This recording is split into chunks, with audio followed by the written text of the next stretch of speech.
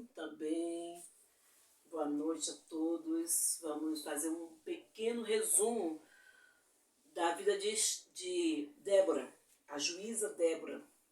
Vamos ler aqui em Juízes, onde está falando sobre a juíza Débora. Capítulo 4, versículo 4. Débora profetiza, mulher de Lapidote, julgava Israel naquele tempo. Ela atendia debaixo da palmeira de Débora, entre Ramá e Betel, na região montanhosa de Efraim, e os filhos de Israel subiam a ela a juízo. Mandou ela chamar Baraque, filho de Abinoão de Quedes, de Naphtali, e disse-lhe: porventura o Senhor Deus de Israel não deu ordem, dizendo: vai, leva contigo ao monte Tabor e toma contigo 10.000 homens dos filhos de Naphtali e dos filhos de Zebulon. Farei ir a ti para o ribeiro de Quizon a Sísera, comandante do exército de Jabim, com os seus carros e suas tropas, e darei nas tuas mãos. E então lhe disse Baraque: se fores comigo, irei, porém se não fores comigo, não irei. Ela respondeu: certamente irei contigo, porém não será a tua honra da investida que empreendeste, pois as mãos de uma mulher o Senhor entregará a Sísera.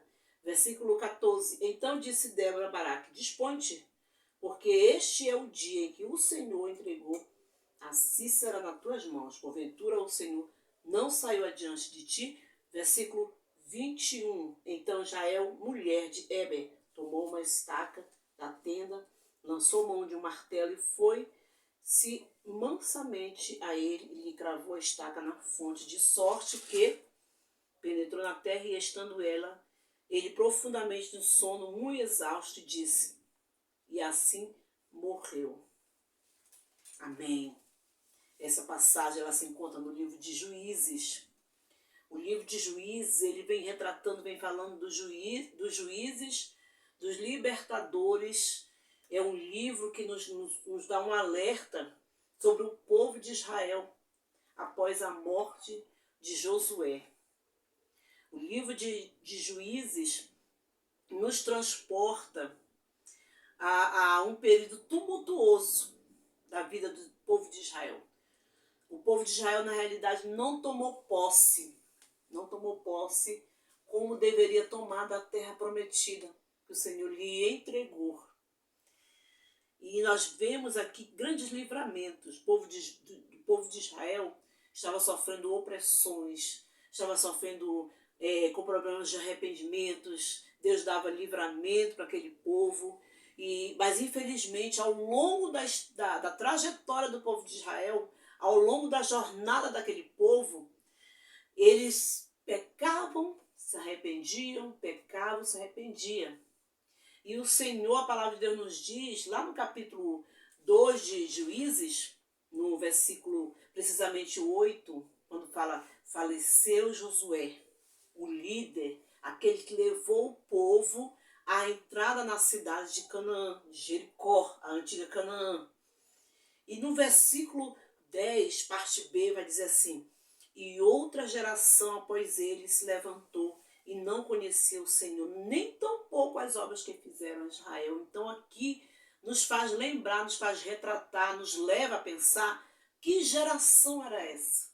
Se o povo de Israel estava naquela terra, se o povo de Israel estava na terra prometida que o Senhor lhe entregou. E agora a palavra de Deus vem dizendo aqui no livro de Juízes, no livro dos libertadores, que o Senhor usou homens para libertar aquele povo, por muitas das vezes dando livramento ao povo de Israel, um povo que estava defasado, um povo que se entregou totalmente à prostituição, à idolatria, aos ídolos estranhos, deuses estranhos, cultos estranhos.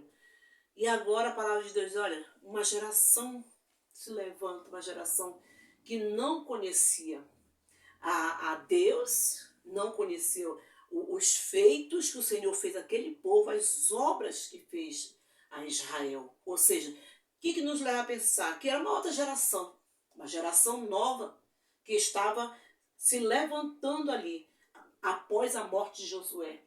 E nós trazemos para nós qual a geração que nós estamos criando, ou seja, qual o tipo de geração que está se levantando, mesmo na nossa casa, mesmo perto de nós.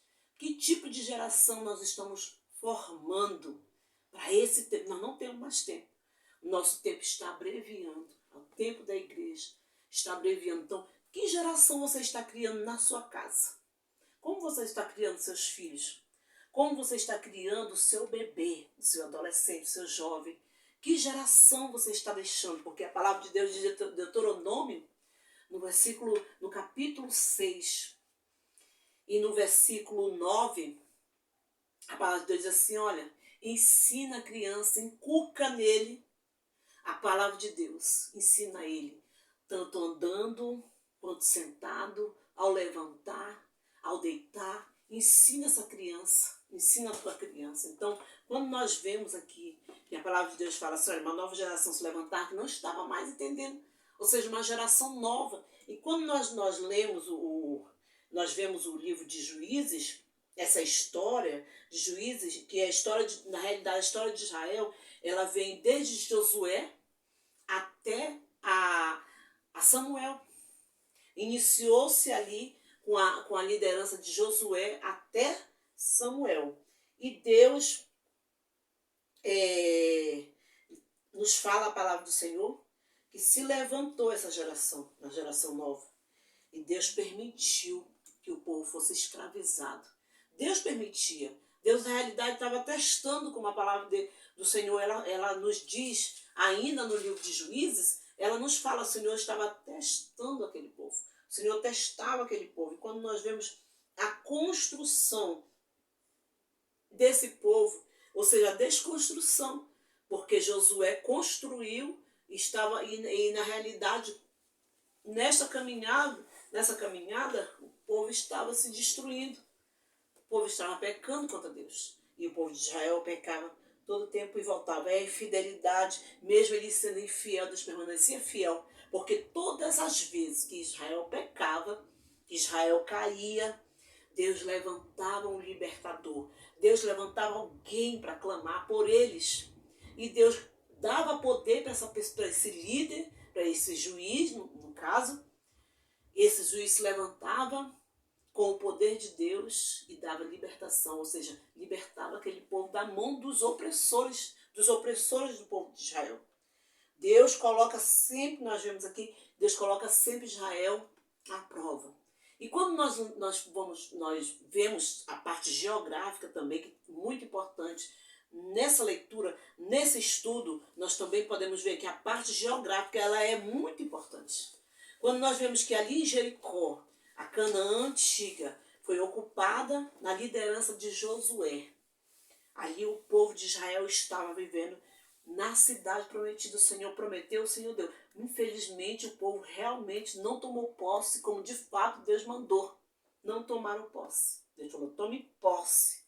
Mas nós vemos aqui nas regiões costeiras, ou seja, nas regiões da Palestina, nas regiões montanhosas, nas regiões de Efraim, aquele povo continuou. E nós podemos ver na parte geográfica de Jericó, ali, da cidade de Jericó, nós temos ali o povo sidônio, os sidônios, que é todos os povos que eram inimigos do povo de Israel. Viviam ali na costa da Palestina, ao norte. Viviam também o povo cananeus, também habitavam ali naquela região costeira, também perto de Canaã. Os amorreus viviam nas regiões montanhosas de Efraim, também na região norte. Todos viviam ali. Os hititas, fariseus, heveus, gigaseus, jebuseus moravam na cidade de Ur e migraram para a cidade de Jericó quando Josué faleceu. Ou seja, quando o líder morreu, esse povo migrou todos para a cidade antiga cananeia de Jericó. E os filisteus eram povos do mar. Os filisteus eram povo do mar. Era um povo que tinha armas apropriadas para a guerra. armas, na realidade, sofisticadas, uma cultura sofisticada. Na realidade, os filisteus eram povos do mar, mas eles tinham armas de ferro. A Bíblia vai falar que eles tinham armas de ferro e eles tinham armas sofisticadas para uma guerra, uma grande guerra. Ao falecer Josué, todos esses povos, a geografia nos diz que entraram na terra da antiga Canaã. Eles entrou os fariseus, entrou os cananeus, os jeveus, os jebuseus, os hititas, entraram e ali eles conviveram junto com o povo de Israel. Quando nós falamos que esse povo não tomou posse como deveria tomar na terra, é por isso. Porque quando nós falamos que o povo não tomou posse, é porque esse povo deixou os seus próprios inimigos. E a palavra vai dizer que eles davam suas filhas para os filhos desse povo, dos seus próprios inimigos, dos povos estranhos. E tomavam filhos dos povos estranhos e ali eles serviam a deuses estranhos, a deuses, aos Baalins, por exemplo, né? E quando nós nos deparamos ainda sobre a fúria dos inimigos do povo de Israel, nós vemos que eles sofreram por alguns tempos. A palavra de Deus nos diz aqui que o primeiro rei que eles estavam sob o jugo desse rei, o rei Cusã Risataim, que vai falar no versículo 9 do capítulo 3. Eles viveram 8 anos sob o jugo desse rei Cusã Risataim, mas o povo vivia na escravidão debaixo do jugo desse rei. E eles clamavam, a Bíblia diz, eles clamavam ao Senhor, e o Senhor enviava um libertador. E primeiro libertador da história que Juiz nos conta foi o Otiniel. Deus enviou Otiniel, falava com Otiniel, porque quando nós lemos a história de Juízes, nós podemos ver que o sacerdócio, o país, ele vivia sob o sacerdócio na ordem divina. Ou seja, eles viviam no sacerdócio na ordem de teocracia. Eles ouviam a voz de Deus, conforme a Bíblia nos conta, eles ouviam a voz de Deus, os líderes, e o Senhor falava com eles, ou seja, era um governo teocrático. Eles viviam na teocracia. E aí o Senhor dava a direção, a estratégia, e Otiniel, a palavra de Deus diz que veio o Espírito sobre ele. O Espírito do Senhor veio sobre ele, e o Espírito do Senhor falou com Otiniel, e o Senhor entregou todo aquele povo de Cusã Risataim nas mãos de Otiniel, e mais uma vez o povo de Deus prevaleceu, né? O povo de Deus ganhou essa guerra, essa batalha, e a palavra de Deus diz que eles viveram em paz durante 40 anos. Mas assim que Otiniel faleceu, o povo voltou a pecar, o povo voltou a fazer o que era mal perante o Senhor, novamente, e aí eles viveram novamente debaixo de um jugo de um outro rei que surgiu. A história nos conta assim, a Bíblia nos conta. E o rei Eglon, que era um rei gordo, um rei muito feroz também. E aquele povo sofreu. E a Bíblia nos fala que aquele povo sofreu nas garras de Eglon por muito tempo. Os filhos de Israel sofreram nas garras de Eglon, o rei Eglon. Eles sofreram 18 anos. 18 anos eles ficaram debaixo do jugo do rei Eglon, que era um outro rei que apareceu na cidade de Jericó também. E o povo novamente pecava, novamente clamava, depois clamava ao Senhor. Era uma vida de opressão, uma vida de arrependimento e uma vida de livramento, porque o Senhor sempre estava com ele. Mesmo ele sendo fiel, o Senhor permanecia fiel para com esse povo. E a palavra de Deus diz que eles clamaram, e o Senhor mandou Eude. Eude foi um segundo libertador do povo de Israel. A palavra de Deus diz que Eude era canhoto, e Eude foi o segundo libertador daquele povo. palavra de Deus diz que Eude cingiu, ou seja, pegou um punhal de 2 gumes de comprimento de um côvado, cingiu, ou seja, colocou debaixo das suas vestes. E foi ao encontro do rei Eglon, do inimigo do povo de Israel. E ali a palavra de Deus nos conta que Eude também conseguiu a vitória destruindo aquele rei, ali com o seu punhal, dando vitória ao povo de Israel. Deu vitória ao povo de Israel. E a palavra de Deus continua, naquele tempo eles feriram os moabitas 10.000 homens, todos robustos e valentes, e não escapou nenhum sequer, a Bíblia nos diz. E assim eles conseguiram. Aí veio Sangar também, e eles conseguiram novamente ferir 600 homens com uma aguilhada de boi. Enfim, ou seja, é uma história. Juízes está retratando aqui a história que viveu aquele povo naquela época. O povo de Israel, que é a nova geração. E o que nós tiramos para a nossa vida dessa nova geração? Nós tiramos que muitas das vezes nós caímos, mas o Senhor está sempre disposto a nos atender. O Senhor está sempre disposto a mandar um livramento, a nos dar um livramento. Mas nós queremos frisar a questão de nós estarmos ensinando novas gerações. Ensinando uma nova geração vai e a outra vem. Então, como é que nós estamos ensinando essa nova geração? Lembrando mais uma vez também que esses juízes, ou seja, esses libertadores, eles eram, como a história nos conta, como a Bíblia nos fala, eles eram da região norte. Aí, o texto que nós lemos, que foi de Débora, que é o estudo que nós estamos fazendo, chegamos a Débora. Aí Débora vivia também nesse tempo. Débora também vivia nesse tempo. A palavra de Deus nos diz que Débora, ela foi escolhida pelo próprio povo. Débora, ela não tinha uma linhagem nobre. A Bíblia diz que ela não participava de uma linhagem aristocrática. Ou seja, ela não pertencia a nenhuma nobreza. Ela não pertencia a nobreza nenhuma. Ela era uma dona de casa. A Bíblia nos diz que ela era profetisa, mulher de Lapidote.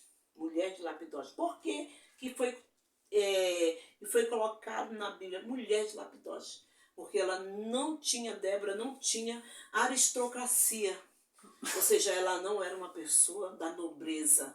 Mas ela foi escolhida primeiramente por Deus para fazer a diferença no meio desse povo. E ela, como juíza, ela não era juíza local. Ela era uma juíza nacional.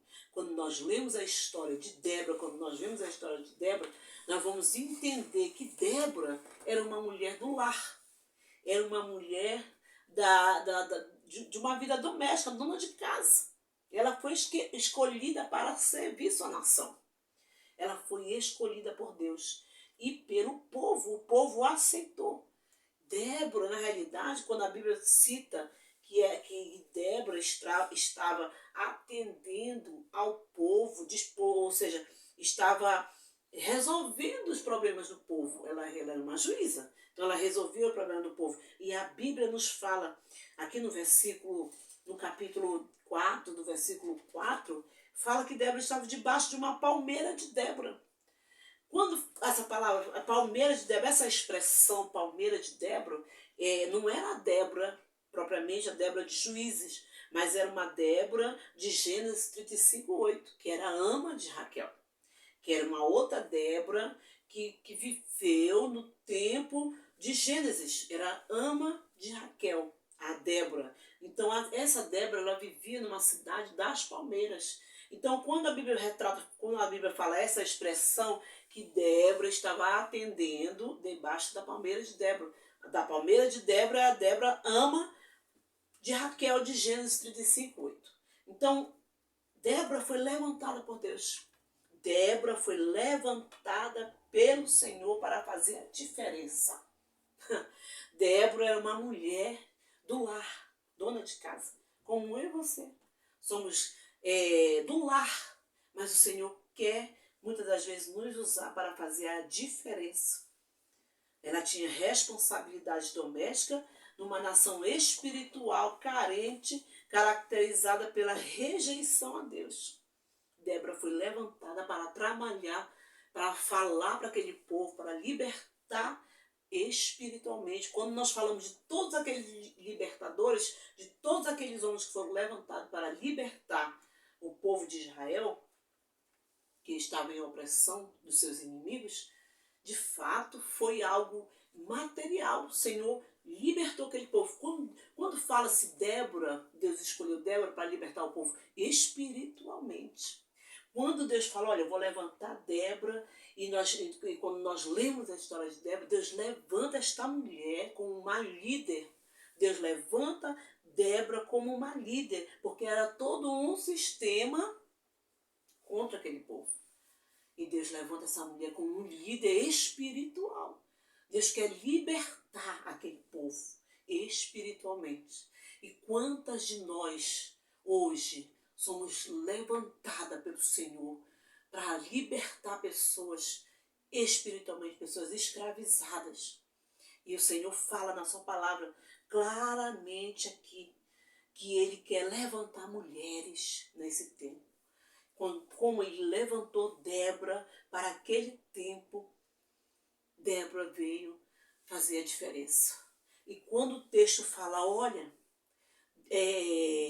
o povo está sendo escravo na mão de Jabim e do seu comandante Cícera. O povo estava sendo escravo novamente, porque o povo pecava, Deus mandava o libertador. O povo pecava, Deus mandava o libertador. Agora o povo está passando 20 anos escravo. E quando Débora recebe a notícia lá onde ela estava, porque Débora era da região sul, Débora estava atendendo na região sul, das regiões montanhosas de Efraim, mas na região sul. Quando ela sabe que aquele povo estava passando novamente debaixo do jugo de Jabim, o rei Jabim, a palavra de Deus diz que o rei Jabim, ele tinha 900 carros de roda de ferro. Ele tinha 900 carros de roda de ferro. Quando ela descobre, ela manda chamar Baraque. E quando Baraque chega, ela faz uma indagação. Débora indaga Baraque. Porque ela fala assim, olha, quando ela fala lá no versículo 6, ela indaga a Baraque. Ela mandou chamar Baraque e ela disse, porventura o Senhor Deus de Israel não deu ordem dizendo, vai e leva a gente no Monte Tabor. Toma contigo 10.000 homens dos filhos de Naphtali e dos filhos de Zebulon. Olha aí a ordem que o Senhor já tinha falado com Débora. O Senhor já tinha mostrado para Débora. E o Senhor Deus é tão detalhista que Ele falou, olha, leva 10.000 homens. Nem a mais, nem a menos. São 10.000. Débora era uma serva de Deus que ela soube ouvir a Deus. Um ouvido sensível. Um ouvido sensível ao Espírito Santo. É mulher, nós precisamos de Déboras na igreja para isso. Nós precisamos hoje de Déboras, de mulheres que sabem ouvir, de mulheres que têm um ouvido ungido para ouvir a hora que Deus quer falar conosco. Nós precisamos de Déboras na igreja. E quando nós vemos aqui Débora, ela dá uma instrução. Débora dá uma instrução a Baraque. Ela indaga Baraque e ela dá logo uma instrução. Nós precisamos de mulheres instruídas por Deus, instruídas pela voz de Deus, aleluia. Nós precisamos de mulheres que sejam instruídas pelo Espírito Santo, porque a batalha aqui agora era espiritual. Quando a batalha era na força do braço, nós vimos aqui a própria palavra de Deus, ela nos diz que eles usavam punhal, eles usavam outros tipos de armas. Mas agora a palavra agora a batalha aqui era espiritual. Nós temos que ter esse entendimento da palavra de Deus, agora é espiritual. Débora precisa ter um ouvido ungido e dar instrução a Baraque. E de fato Débora deu essa instrução a Baraque. Ela delegou uma tarefa a Baraque. Ela delegou a tarefa. E ela liderou. Quando a palavra de Deus fala lá na frente, olha, Eu não vou. Baraque disse, eu não vou se você não for comigo. Baraque, na realidade, estava olhando o material. Baraque estava com uma visão totalmente diferente de Débora.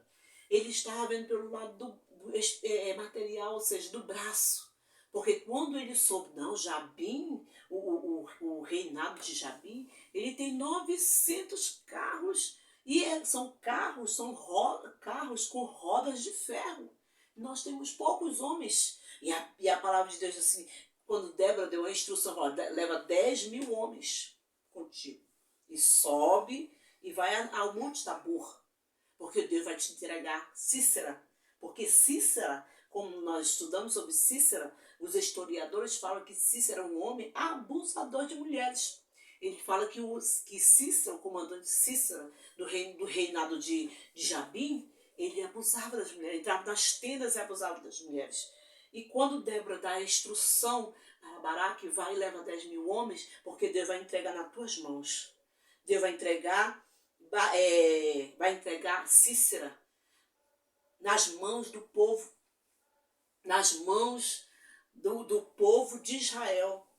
Mas aí quando Baraque fala assim, olha, eu não vou se tu não fores comigo. E ela disse, não, eu vou. Ela disse, eu irei contigo. Mas certamente a honra não vai ser para ti. A Bíblia diz, a honra que ele vai entregar na mão de uma mulher, de uma outra mulher. Olha Deus usando as mulheres para esse tempo, para aquele tempo, e quer usar para este tempo também. Eu e você, como mulheres de Deus, mulheres para libertar pessoas, mulheres para curar pessoas, mulheres que tenham palavras espirituais. E a palavra de Deus nos diz assim, olha, vai entregar na mão de uma outra mulher.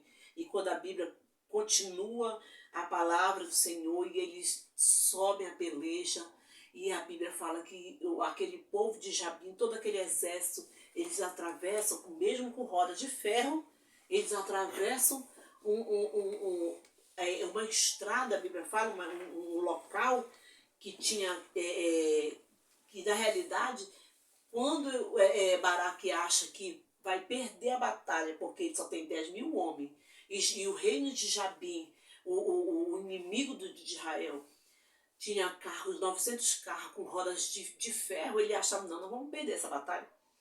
Ele achava com a mente humana, não vamos perder, ele estava vendo números, e não lembrar que era uma batalha espiritual. Mas o que nós vemos aqui na frente? Que eles saíram para a batalha. Saíram para a batalha e o povo, o exército de Jabim, passou para um local enlameado, ou seja, um local cheio de lama. E ali os carros rodopiaram e caíram todos.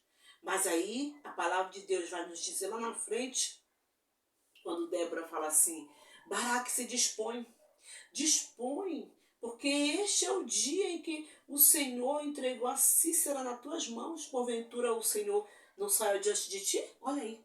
Olha a indagação de uma mulher de Deus, de uma mulher espiritual, de uma mulher que enxerga lá na frente, de uma mulher que Deus quer usar.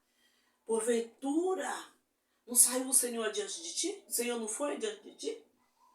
E aí Baraque desceu ao Monte Tabor com os 10.000 homens, e o Senhor derrotou a Cícera e todos os seus carros, todo o seu exército ao fio da espada diante de Baraque. Cícera saltou do carro e caiu e fugiu, a Bíblia fala. Mas ele foi por um lado errado, ou seja, ele fugiu e logo lá na frente encontrou a tenda de Israel. A família de Israel, ou seja, a palavra de Deus diz que a família, o esposo de Israel, que era Éber, ele era da mesma linhagem de Jabim, do rei de Azor. Mas só que Jael já estava preparado. Jael era uma mulher que ela trabalhava com tendas. As armas de Jael eram estaca e martelo. Ela construía tendas. Era uma mulher, nós podemos até conjecturar, era uma mulher forte. Uma mulher que tinha muita força. Porque ela tinha um martelo e uma estaca. Ela trabalhava com tendas, ela construía tendas. Era uma mulher forte. E quando Cícera entra, o inimigo do povo de Israel, Cícera entra na tenda de Jael, Jael manda ele entrar Jael prepara ali todo um local porque na realidade, acredito eu, que Cícera, como o esposo Éber de Jael, ele era da linhagem de Jabim, do rei Jabim, inimigo de Israel, ele achava que ela ia guardar ele em segurança, achava que ele estaria em segurança. Mas lembrando que a história de Cícera com as mulheres não era boa. Então, com certeza, ali Jael sabia, e Jael fez todo, ali arrumou a cama, Jael preparou tudo. E Cícero entrou na tenda, pediu que ela ficasse vigiando, e não era para dizer que ele estava ali. Mas o Senhor foi tão poderoso que Jael, quando nós lemos lá no versículo 21, Jael lançou-se da sua estaca, tomou sua estaca, lançou mão do martelo, que eram suas armas. Qual é as suas armas? Eu pergunto para você. Que arma você tem usado?